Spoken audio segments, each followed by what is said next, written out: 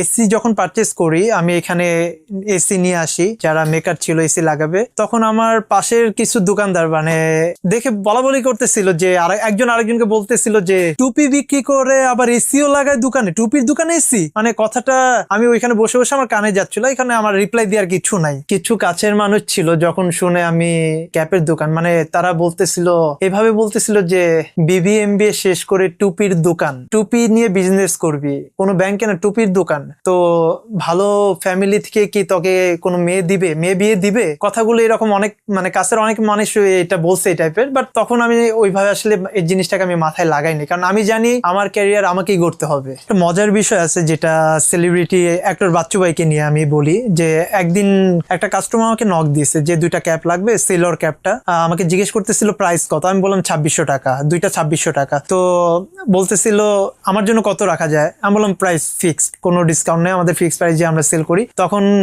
বলতেছে লাউডে দিয়ে বলতেছিল আমি অ্যাক্টর বাচ্চু। পরে আমি প্রোফাইল লাউডে, ফোনটা লাউডে রেখে আমি প্রোফাইল ঘেটে দেখি যে বাচ্চু ভাই, আমাদের যে অ্যাক্টর বাচ্চু ভাই ব্যাচেলর পয়েন্টের। পরে বাচ্চু ভাই বলতেছিল ক্যাব 2টো নিয়ে আসেন, আমরা দুই ভাই একসাথে আড্ডা দিই, কফি খাই, একটু সময় টাইম পাস করি আমরা, আপনি ক্যাব 2টি নিয়ে আসেন। তো আমি সেদিন কি করলাম, আমি শাটারটা ক্লোজ করে আমি ক্যাপ নিয়ে আমি নিজে ডেলিভারি দেওয়ার জন্য আমি ডিএসএস এ চলে গেলাম। স্টিল বাচ্চু ভাই আমাদের একটা পার্মানেন্ট কাস্টমার, সে রেগুলার এখানে আসে, আমরা দুইজনে আড্ডা দেই, ক্যাপ নিয়ে ডিসকাস করি, ক্যাপ নিয়ে সেও পরামর্শ দেয়, ক্যাপ নিয়ে আরো বেটার কি করা যায়, অলওয়েজ তার কাছে একটা পরামর্শ পাই। আর একটা মজার বিষয় হচ্ছে যে কোচি ভাই, কোচি খন্দকার ডিরেক্টর, তিনিও আমার এখান থেকে ক্যাপ নেয় রেগুলার, তিনি ক্যাপ ভালোবাসেন। কোচি ভাই একটা কথা বলে, যেটা বলে যে এই ক্যাপ জোনের আমি যদি না আসতাম আমার অর্ধেক জীবনটাই না বৃথা হয়ে যেত। এত সুন্দর একটা কমেন্ট করছে, মানে যেটা শোনার পর না আমি ভিতর থেকে আরো ইন্সপায়ার হই যে এই ধরনের লোকরা এই রকম কমেন্ট ক্যাপ জোনকে নিয়ে করতে পারে। তো তখন না আমি অটোমেটিক্যালি একটা মানে অন্য লেভেল একটা ভাইব ক্রিয়েট হয় আমার ভিতরে।